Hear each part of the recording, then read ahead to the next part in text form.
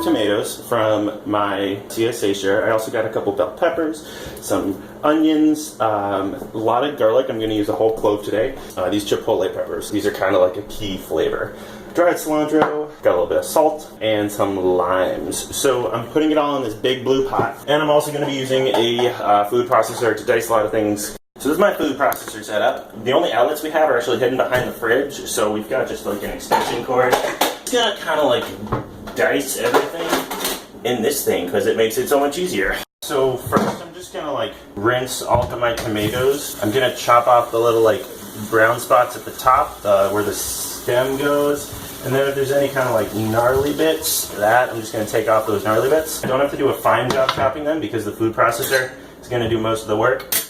I really like using a serrated knife for these. Oh man, this is weird. I'm a lefty, but I'm trying to show you. So I'll just like chop off the top, and then I'll cut around this to kind of get rid of that. And then the tomato, I'll just kind of really clumpily chop it like that. Ew, gnarly bits. Yeah, if there's like more gnarly bits underneath your gnarly bits, make sure you take all your gnarly bits off. So this may take a while if you got a lot of tomatoes like me.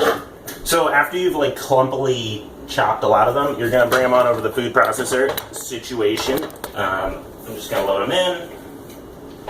I'm just gonna pulse it.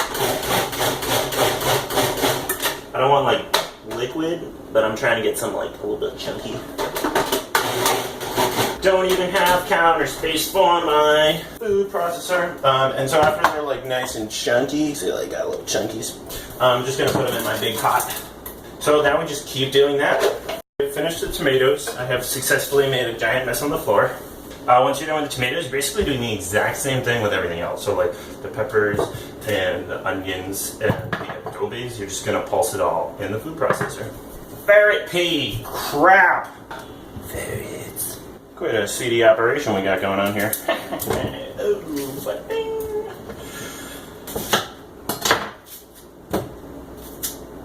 Crap. There's like all these techniques for getting garlic out of. I just kind of pick at it. These are the peppers and onions, all diced up. In terms of like ratios, no idea. Only when I bake do I actually like pay attention to ratios. Otherwise, it's like if you like onion a lot, put more onion in. If you like garlic a lot, put more garlic in. If you like peppers a lot, put more peppers in. Last time I used like the whole can of this. My face is on fire. Put in as much as you want. If you don't have a food processor, that's like the one thing that I would highly recommend getting. It saves hours and hours. It's also kitchen overkill. Like you don't need a pressure cooker. You don't need an avocado slicer, or a hard-boiled egg slicer.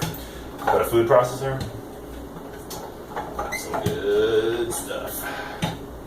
So I've got the garlic all peeled. I'm just going to dice that up with the adobe peppers. I'm going to use about half this can since last time I did the whole can. It was a little too spicy. And then I'm just going to start cooking everything.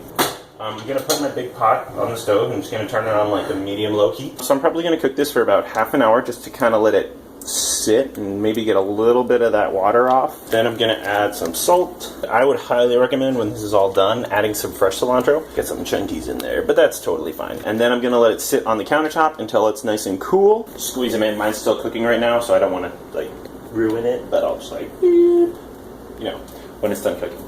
And then I'm going to put it in the fridge, and I'll keep it in like quart containers in the fridge. Probably not more than like a week and a half. Like however long you would keep an open jar of salsa in the fridge, wouldn't do it more than that. And then you eat it with like chips or put it over your tacos or